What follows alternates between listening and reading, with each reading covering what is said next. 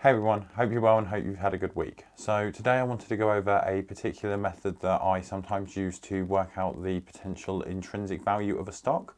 This is something that you may have heard bounce around a while, and what intrinsic value is trying to ascertain the true perceived value of a particular asset, in this case a stock. The formula that I'm going to go over today is a version of the dividend discount model formula, and I've built it out and we're going to go through with a couple examples. And for those of you that are allergic to math or just generally don't want to take the time, I've got a cheat for you at the end, so make sure to watch to the end.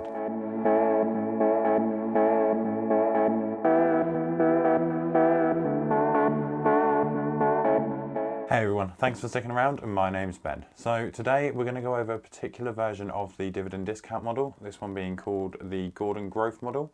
And essentially what this is a formula that's designed to try and give us a rough estimate of a actual value of a company in nowadays price.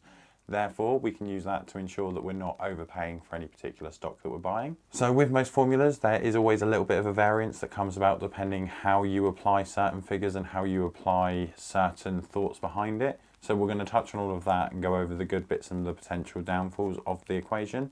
As I mentioned, we're going to be using the Gordon growth model for this video, and essentially what this is trying to work out the value of the stock today based on the cumulative benefits of its dividends in the future. The way this varies from the normal dividend discount model is that the dividend discount model equates for a set period of time and also allows you to input a value of which you intend to sell the stock at. However, this is designed if you don't know what you're going to sell the value of the stock, or if you're not sure if you're going to sell it at all, it will give you a rough value based just on the dividend. Generally, the sort of companies you want to be targeting with this valuation model would be more stable companies, potentially not as high growth, but have a dividend that they're paying out regularly and are slowly increasing over time. So the full formula that we're going to be going through today looks like this. And now there's nothing to worry about. We're going to break down all of the components of this formula and make it nice and simple for you. I'm also going to show you where you can go and get this information for adding into the formula. This formula is a lot easier to actually complete as opposed to some of the other dividend discount model formulas. They're not massively extensive and very hard to fill out, but this one is easier overall and there's less to do on it. But just quickly, before we go into the Gordon growth model with the examples, I do just want to highlight exactly what it is that it's intending to do as written by the book, and also some flaws that come up within it that you might want to be aware of if you're going to try this yourself and follow along potentially. So this formula is intending to calculate the current value of the stock, and it's doing that based on the theory that the present day value is worth the sum of all of the current dividends going forward in time. When we get that figure and then we discount it back with our rate of return, that will then generate a overall price of which we would assume is fair value based on our rate of return and the cumulative benefits of the dividends of the company. So the idea would be that you plug in certain information about your companies and you pop that into the equation, and it will spit out a price that is the fair value of the asset you're looking at. You can then see that if the price is currently trading above that, it is in theory overvalued. And if it's trading below that, then in theory it is an undervalued stock. So obviously this formula doesn't include anything around the actual selling of the stock and any profit made through growth on the company.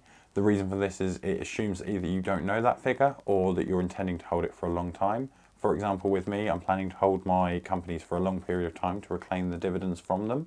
So for me, it's potentially a useful way of gauging a company. It's not the only equation that I use to try and work out and ascertain some values and the sort of companies that I want to be looking at that particular moment in time. But overall, it's something that you could use. It's always good to have another tool in your toolbox. So please make sure you follow along, make sure you've got this down. It may come useful in the future. So let's take this formula, let's look at it and break it down into all of its individual components. Obviously, with algebra, we know that each of these letters or symbols are just a holding place essentially for a number that we are going to insert later. For this equation, we have P, which would indicate the price or fair trading value of the company we're looking at. Then we also have D, which is the actual upcoming yearly dividend of the company. And if you don't have that, you can use the year before. Then we have R, which we're going to be substituting for the rate of return. And that will just give us a guide on how much margin we actually want to make on the company. And then finally we have G, which is relating to the actual growth or dividend growth of the company. So if we were to express this in the form of words, that would prove that the fair value of the stock is equal to the yearly dividend divided by the rate of return minus the growth rate. If you're not aware of the actual meanings of the symbols in the equation, that's fine, we'll go over that shortly and explain how that all breaks down individually and at what times they take effect. So stick with us and we'll go into it now. So now we have a base understanding of the formula and what we have to do with it. So we'll move into an actual example. We're going to use Coca-Cola and Amgen, and I'm going to start with Amgen first off. I'm hoping that by doing a real-time example, potentially you can follow along. You can use the same company as me, or you can pick a different company if you'd like. Just remember that there's always the chance that it isn't going to work for every single company, and it's mainly targeting companies that pay a monthly, not a monthly dividend, that pay a dividend, and hopefully it's a dividend that is growing over time. The first part of the equation that we're going to want to solve is the dividend for the company. So we'll look at Amgen, and I'm going to pop over to Dividend Max. Dividend Max is a free to use website where you can get past information on companies' dividends. And they also offer a paid service where you can get estimates on future values if you wanted it. But for today, we're just going to be looking at last year's dividends for Amgen. So we'll scroll down and we can see that they were making quarterly dividends of $1.60. So adding these together for the year, we can see it was $6.40. All we do is take that figure, pop it into the formula, and then we can move on to the next one, which is the rate of return. So with the rate of return, this one's more personal to you, kind of how you want it. It entirely depends what return you want on your investment. What you have to remember though is the higher your rate of return, the less likely you are to find suitable companies. And adversely, you don't want to set your rate of return too low, because if you go too low in your rate of return, there may be more suitable investments outside of that particular stock that would be safer for your money. So you have to do it based on your own personal level of risk and reward. For ease in these examples, I'm going to use 15%, which is a healthy rate of return for a company, I would say. So I'm going to stick with that. It will make the equations easier and we can work with it. So we'll take that 15% and we'll convert it to a decimal for the benefit of the formula, which will then convert 15% into 0.15. We take 0.15 and we pop it in place of the R in the formula. Therefore, we've now got that part done. We can move over to the growth rate. With the growth rate, it's relatively simple. You can go to somewhere like Dividend Max and look historically over their company's dividends for the last 3, 5, 10 years, however far you want to go, and then manually work out what the growth rate is. However, nowadays there's also lots of websites that also list this for you. So I did a quick Google and found out that Amgen's growth rate is currently around 11.60%. So I'm going to take the 11.60% and convert it into a decimal, which would make it 0.1160. Pop that into the formula, and then now we actually have a normal mathematical equation that's easy to read rather than an actual algebraic equation. And what that shows is $6.40 divided by 0.15 take 0.1160, and we can just work that out straightforward as any normal equation. Now, to touch quickly on the math that you're going to be doing here, essentially what you'd want to do is do the equation within the brackets first and then move on to the rest of it. So initially here, what we'd want to do is take the 0.15 and take away the 0.1160 from that, which would leave us with 0.034.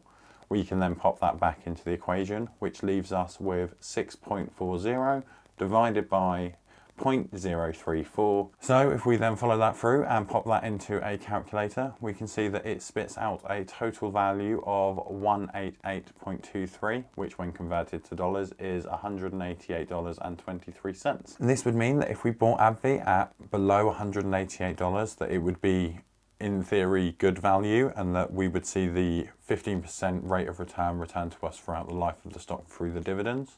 This does base on the fact that the company is going to have constant growth in their dividends, and obviously you can't always guarantee that, so you may want to slightly underside that number just in case as a sort of hedge against bad business years potentially. So now that we've got that value estimated out based on this particular model, we can have a look at the live stock price of AbbVie, which at the time of recording this was around $230, which would imply that currently using this model, it's overvalued if we were seeking a 15% return on our investment. Now, for those of you that are allergic to math or just generally don't like doing maths at all, then what I have done is built a calculator in the form of a Excel spreadsheet, which is available in a link down in the description below.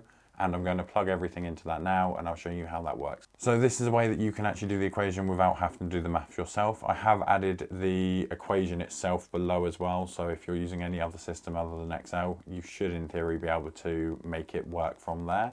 But using the spreadsheet below, you just pop the independent values into the appropriate boxes. Using our example of Coca-Cola, we can see that they pay out $1.64 over the year, and we'll pop that into the dividend box on the spreadsheet. Again, doing a quick Google, we can see that Coca-Cola's growth rate for dividends is around 2.5%. Convert that into a decimal and we've got 0.025.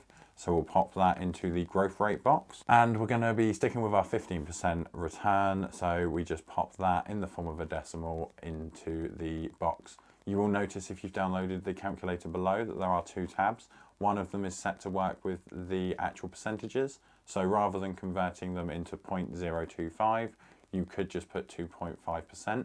But some people prefer decimals, so both options are there for you. So once we've inserted all the figures, we can see that it automatically brings out the expected fair value of the company based on the information we've given it.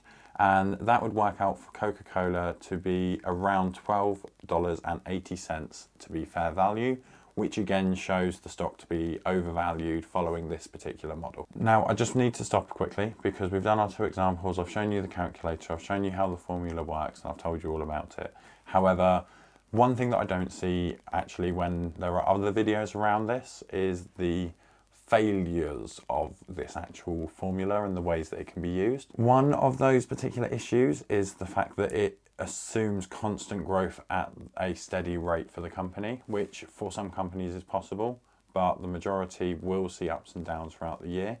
So you do have to add a slight buffer just in case you don't experience the full 15% every year. And it also doesn't take into account, obviously, the sale rate of the share if you're looking to sell it. There are other formulas that you can use that will also include the sale rate of the company and also include the chance of depreciating dividend returns over time. So we will touch on them in future, but this is a nice one to get everyone started. And the second and potentially most annoying problem with this is the fact that you can't actually have the equation with your growth rate being higher than your rate of return. It won't work at all. Essentially, if your rate of return and your growth rate are equal, theoretically and mathematically, it equals infinite. So obviously that doesn't help in the slightest. What you'll find is that if your rate of return is lower than your growth rate, what will actually happen is the equation will start throwing out negative numbers, which again is useless in the sense of the valuing of a company. I'm not 100% sure if there's a way to tweak the formula to stop that happening. If you have a degree in maths and you know, please comment below and help me out. It'd be really, really useful. I mainly wanted to bring it up because I've seen other videos explaining this form of formula and things like that that haven't touched on it at all, and it's mainly because both of the values are connected. So if they equal each other, they cancel each other out, therefore making the formula redundant. So as I said, I don't know a way of combating it, but it's important to remember that if you start getting negative numbers, that will probably be the reason. So what do you think? This is the Gordon growth model. It's got its flaws, but it has got some uses. Is it something that you can actually use to value any of the stocks that you might be looking at? The actual fact that it can lead to infinity is slightly annoying, but for certain companies it can be really valuable. It's always useful to have a tool in your toolbox for those odd occasions. So comment below, let me know what you think about it. And also remember to like and subscribe. It really, really does help me out and I appreciate it. And we'll be doing some more evaluation videos in the future. So please follow along for that and I'll see you next week.